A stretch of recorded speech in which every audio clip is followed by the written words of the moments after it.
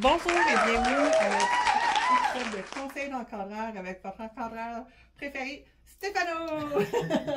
Alors, Steph, aujourd'hui, c'est vraiment hors du commun. Oui.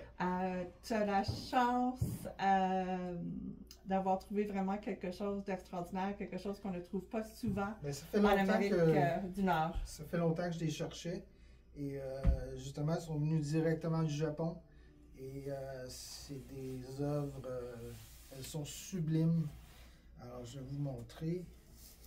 Je les ai même trouvées dans les emballages originaux.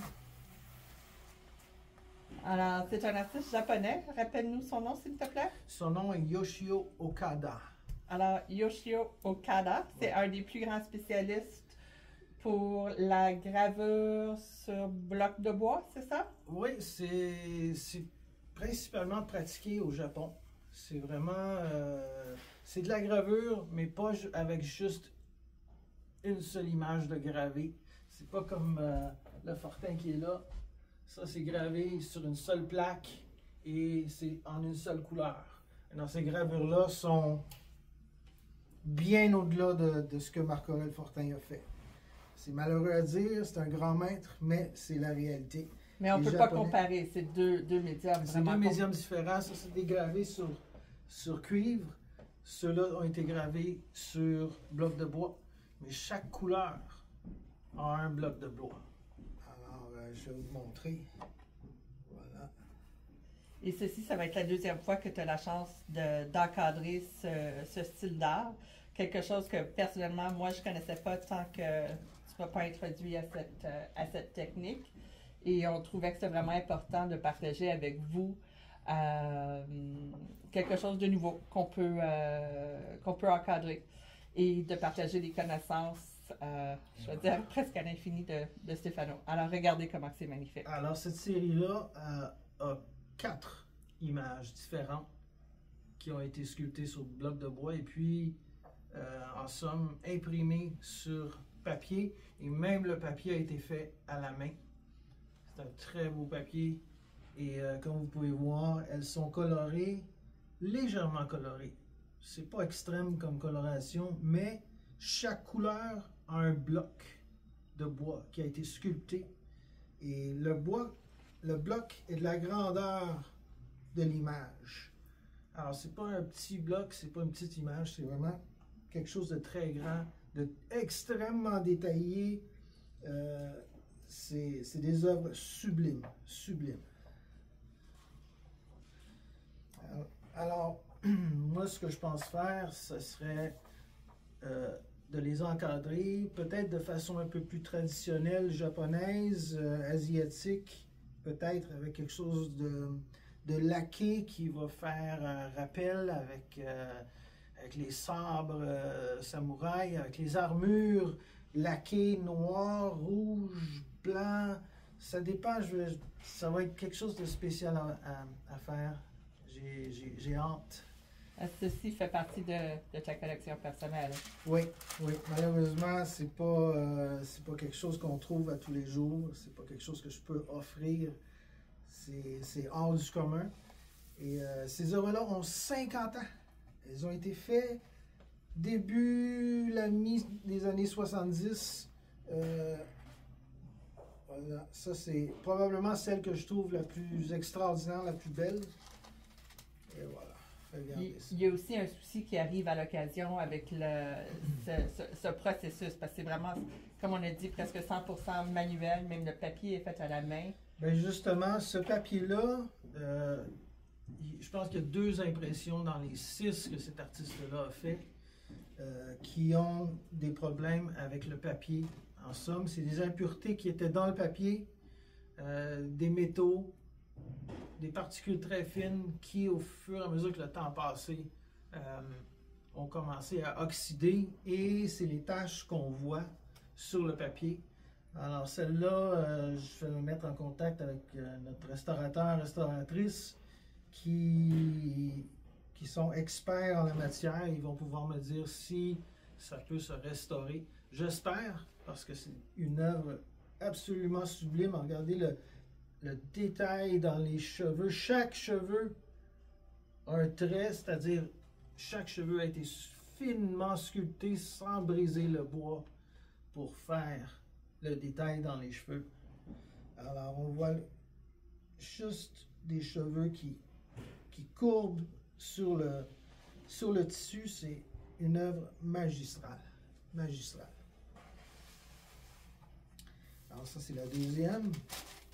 Comme vous pouvez voir, Stéphano a des connaissances, je dirais presque à l'infini, non seulement sur l'art québécois, mais vraiment sur tous les formes d'art. Vous voulez parler de bande dessinée, Stéphano est au courant. Vous voulez parler de gravure sur bloc de bois, Stéphano est au courant. Mais une gravure de bloc sur bois, la plus fameuse, c'est la fameuse onde. La vague, la grande vague, the Great Wave, alors qui a été fait par, c'était quoi son nom? Son nom m'échappe en ce moment. Voilà, ça c'est la troisième. Comme vous pouvez voir, le souci du détail. Chaque couleur représente un bloc de bois qui a été sculpté, absolument extraordinaire. Chaque couleur a été appliquée à la main sur un bloc et voilà. Il y a un petit quelque chose dans le coin en haut. Parle-nous de ça, s'il te plaît. Bien, justement, ce que vous voyez ici, c'est toutes les feuilles ont ça. Et c'est justement pour qu'on puisse placer le bloc toujours exactement à la même place sans qu'il y ait des erreurs qui sont faites. Alors, chaque couleur s'enligne l'une avec l'autre. Chaque image s'enligne l'une avec l'autre grâce à cette coupure ici. Alors, montre-nous la dernière, s'il te plaît. Alors, je vais serrer celle-ci. Et comme vous savez, au Balcon d'Art, on est vraiment axé sur conservation, préservation. Alors, lorsque ça va être le temps de les encadrer, ça va être que passe-partout à pH neutre, le foam core pH neutre, non seulement à l'extérieur, mais à l'intérieur aussi. Chose qui est vraiment très importante, le foam core complètement pH neutre, on appelle ça le Art Care, Steph? Oui. Parce que ça va vraiment venir absorber, explique, Steph, pourquoi que le foam core Art Care est tellement important. Ben, ce qui arrive, c'est qu'il y a des éléments dans le papier, dans les œuvres d'art, qui se dégagent comme des vapeurs. Et en somme, le foam core Art Care, la mousse à l'intérieur va absorber ces matières qui vont endommager les œuvres d'art et vont les emprisonner dans le foam core. Et c'est le seul qui fait ça sur le marché. Alors, je n'utilise que le meilleur. Je vais vous montrer ce que c'est du foam core au cas où vous ne le savez pas. Voilà. C'est cette mousse avec un papier de chaque côté. Et il y a une mousse à l'intérieur. Et cette mousse-là emprisonne les matières qui vont endommager les œuvres d'art. Et le papier de chaque côté de la mousse est à pH neutre lui aussi. Alors, c'est le meilleur que je puisse avoir et c'est ça que j'utilise dans tout ce que j'encadre qui va dans une vitre. Et dernièrement, la vitre va être évidemment une vitre de conservation qui va venir éliminer à 99% contre les rayons UV afin que nos arrière-petits-enfants puissent profiter de ces... Bien, ceux-là vont être spéciaux parce que les couleurs sont tellement subtiles. On peut voir les couleurs sont subtiles, surtout dans celle-là. Ça sera probablement de la vitre musée.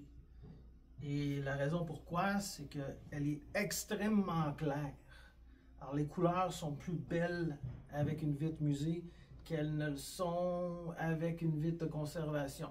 On peut voir, j'ai un exemple ici, voilà. On peut nettement voir la différence entre les couleurs, entre une verre de conservation et un verre musée.